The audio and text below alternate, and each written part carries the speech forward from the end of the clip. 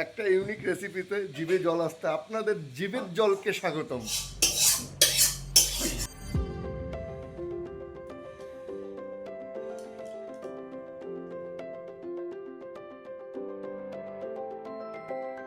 হ্যাঁ guys, Rajdeep hair. আজকে আমি আবারও রান্না করে তো আমাদের রান্নাঘরে তোমাদের সকলকে স্বাগতম। আজ আমি রান্না করতে চলছি বাঁধাকপির একটা স্পেশাল একটা দারুণ রেসিপি, যেটা খুবই ইউনিক, আপনারা কখনোই খাননি। তো এই ইউনিক পদ্ধতিটা আপনাদের সাথে শেয়ার করব, দেখতে থাকুন। এখানে মা কিছু আলুকে ফাল করে রেখেছে, আর এদিকে মাকে দেখো রান্নার কড়াইটাকে ভালো করে মেজে নিচ্ছে। আজ কোনো গ্যাসে নয়, একদম গ্রাম্যভাবে উনুনে যেভাবে রান্না করা হয় সেই রকম উনুনের আঁচেই আজ রান্না করা হবে। দেখুন, মা এবার পাতাকপিগুলিকে ভাপানোর জন্য কড়াইয়ের মধ্যে অর্ধ কড়াই জল নিয়ে এরকম পিস করে নেওয়া পাতাকপিগুলিকে এখন দেওয়া হচ্ছে। আর এর মধ্যে মাস্ট বি কাঠি ঢুকিয়ে দেবেন, যাতে এগুলো এলোমেলো না হয়ে যায়। আর দেখুন, মা এর মধ্যে হলুদ আর লবণ মিশিয়ে কি সুন্দর ভাপিয়ে নিয়েছে। এখন এটা বেসনের মধ্যে এরকম উলট পালট করে ভালো করে বেসন লাগিয়ে নিয়ে তেলের মধ্যে দিয়ে দিল মা। একটার পর একটা এখন দিয়ে দিচ্ছে।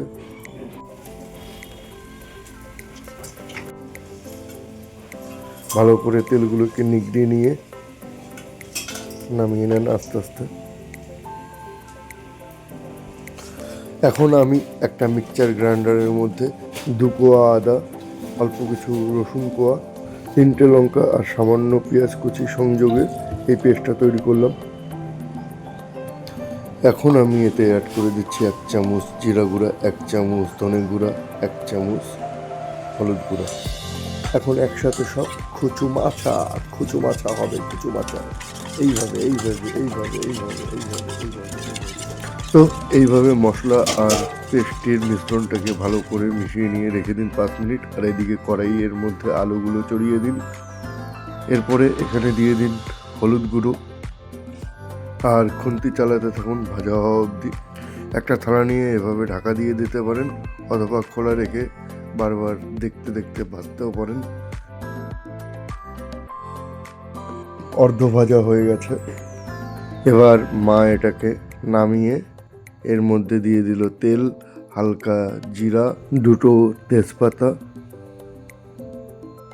এখন হালকা নাড়ানাড়ি করে গ্যাস অথবা উনুনের তাপমানটা বাড়িয়ে দেবেন, স্টিমটা বাড়িয়ে দেবেন, কেননা এই সময়টা একদম মেইন রান্নাটা। ভালো করে তাপমানটা বাড়িয়ে দেওয়ার জন্য খড়ি হোক বা তাপমান হোক আপনারা বাড়িয়ে দিন। কড়াইটা পুরো তাতিয়ে এলে এর মধ্যে মশলার পেস্টটিকে দিয়ে দিন। এরপর ভালো করে নেড়ে ঘেটে ফ্রাই করে রাখা আলুগুলো দিয়ে দিন।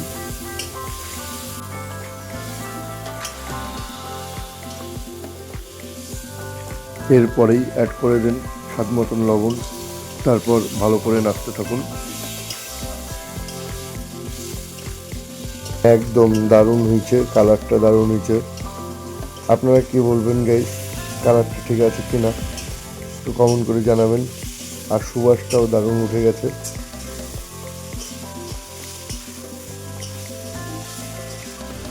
ভালো করে নেড়ে নেওয়াটা শেষ হয়ে গেলে এরপরে এতে অ্যাড করে দিন জল। তারপর একটা থালা দিয়ে এই সমস্ত প্রণালীটাকে সিদ্ধ হওয়ার জন্য রেখে দিন 10 মিনিট।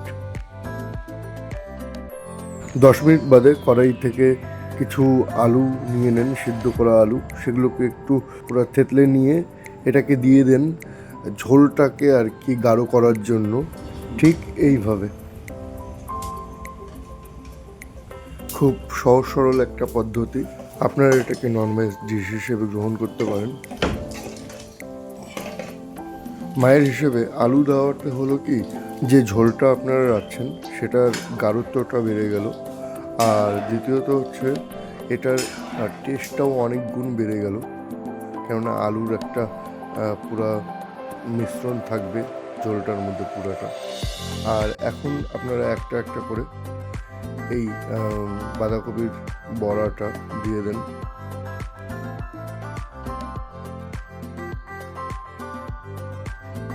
এরকম করে একটার পর একটা কড়াইয়ের ফাঁকা ফাঁকা অংশগুলোর মধ্যে দিয়ে দেন।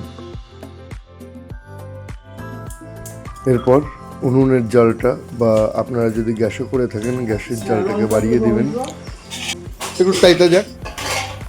5 মিনিটের মতো বেশ প্রণালীটাকে সেদ্ধ করানোর পরে এর মধ্যে দিয়ে দিবেন হালকা পরিমাণ চিনি। আপনারা চাইলে এটাকে নাও দিতে পারেন, আবার দিতেও পারেন, দিলে 1 চামচ দেবেন। আর এটাকে আমি এই কারণে দিচ্ছি কেননা প্রণালীটার মধ্যে হালকা পরিমাণ মিষ্টত্ব অ্যাড হয়ে যাবে, ভালো লাগে আর কি। এরপর হালকা গরম মশলা অ্যাড করে কুচি করে রাখা ধনেপাতা আর 4টে লঙ্কা ফালি দিয়ে দিন।